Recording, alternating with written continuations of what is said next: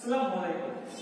42তম জাতীয় বিজ্ঞান ও প্রযুক্তি সপ্তাহ উপলক্ষে অনলাইন প্ল্যাটফর্মে কোভিড-19 এবং স্বাস্থ্য সুরক্ষা এই প্রতিপাদ্য বিষয়ে পটুয়াখালী কালেক্টর স্টুডেন্ট কলেজ কর্তৃক একটি উক্ত প্রজেক্টটি সম্পন্ন করা হয়েছে। এই প্রজেক্টে আমি মোহাম্মদ ইসরাফত দশম শ্রেণী এবং আমার সাথে মোহাম্মদ ফিরোজ হোসেন দশম শ্রেণী। আমরা জানি বর্তমানে কোভিড-19 মহামারী আকার ধারণ করেছে। এই কোভিড-19 রোগীদের চিকিৎসা দিতে গিয়ে অনেক সময় যেমন ডাক্তাররা বা নার্সরা আক্রান্ত হচ্ছে, তেমনি তারা মৃত্যুবরণ করছে।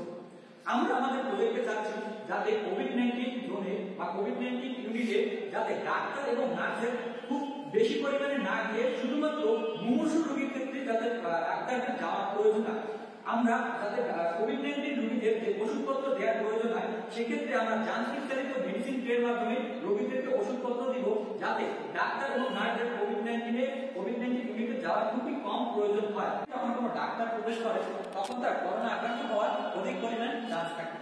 আমরা আমাদের রিমোট কন্ট্রোল মেডিসিন ট্রের মাধ্যমে আমরা রোগীদেরকে তাদের প্রয়োজনীয় ওষুধপত্র দিব। তখন আমাদের মেডিসিন ট্রেটি এখান থেকে যাওয়ার সময় আমরা এই জায়গায় তিনটি সেন্সর ইউজ করেছি।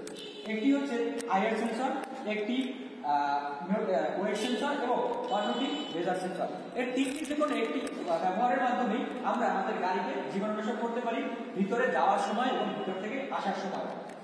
এছাড়াও আমাদের গেটে আমরা একটি থার্মোমিটার ইউজ করেছি। এর ফলে আমরা আমাদের কন্ট্রোল রুমের মাধ্যমে তার জায়গা থেকে গেট অন করতে পারবে এবং গেট অফ করতে পারবে। এর মাধ্যমে গাড়ি আসা যাওয়ার ক্ষেত্রে কোনো মানুষের এখানে যাওয়ার কোনো প্রয়োজন নেই। ডাক্তার কন্ট্রোল রুম থেকেই সবকিছু কন্ট্রোল করতে পারবে। এবং আমাদের গাড়িতে রয়েছে একটি ব্লুটুথ স্পিকার, যার মাধ্যমে যখন গাড়িটি যে বেডের সামনে যাবে তখন ডাক্তার এখান থেকে বলে দিতে পারবে যে রোগীর কোন ওষুধটি প্রয়োজন এবং রোগীর এখন কি করা প্রয়োজন। যখন করোনা রোগীদের ওষুধপত্রের প্রয়োজন হবে তখন ডাক্তার তার কন্ট্রোল রুম থেকেই সুইচ অন করার মাধ্যমে আমাদের গেট নিজে নিজে অন হয়ে যাবে। এরপর আমাদের যে রোবট চালিত ট্রেটি আছে এতে জীবাণুনাশক স্প্রে করা হবে এবং আমাদের ট্রেটি ভিতরে যাবে। এরপর যখন রোগীর সামনে যাওয়া হবে তখন আমাদের রোগীকে মধ্যে যে আমাদের ব্লুটুথ স্পিকারটি রয়েছে তার মাধ্যমে রোগীকে জানানো হবে যে তার কি করা প্রয়োজন।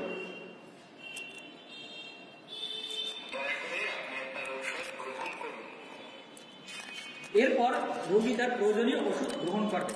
এভাবে আবার আমরা কয়েকজন রোগীর কাছে এভাবে যাবো, কয়েকজন রোগী এসে আমরা তাদেরকে তাদের প্রয়োজনীয় ওষুধপত্র গ্রহণ করতে বলার পর তারা তাদের ওষুধ গ্রহণ করবে। এর মাধ্যমে ডাক্তারের বেশি পরিমাণে বা নার্সের বেশি পরিমাণে করোনা ইউনিটে যাওয়ার কোনো প্রয়োজন হয় না। এরপর আমাদের ওষুধ দেওয়ার পর যখন আমাদের গাড়িটি করোনা ইউনিটে ছিল, যখন করোনা রোগীদের তাদের প্রয়োজনীয় ওষুধপত্র দেওয়া শেষ হবে তখন আমাদের রিমোট কন্ট্রোল মেডিসিন ট্রেটি আমাদের বের করতে হবে।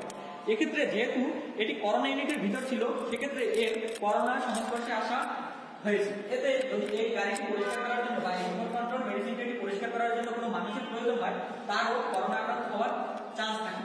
সেক্ষেত্রে আমরা এখানে যে আমরা তিনটি সেন্সর ইউজ করেছিলাম, যখন গাড়িটি আমরা ভিতরে গিয়েছিল তখনও জীবাণুনাশক হয়ে গিয়েছিল।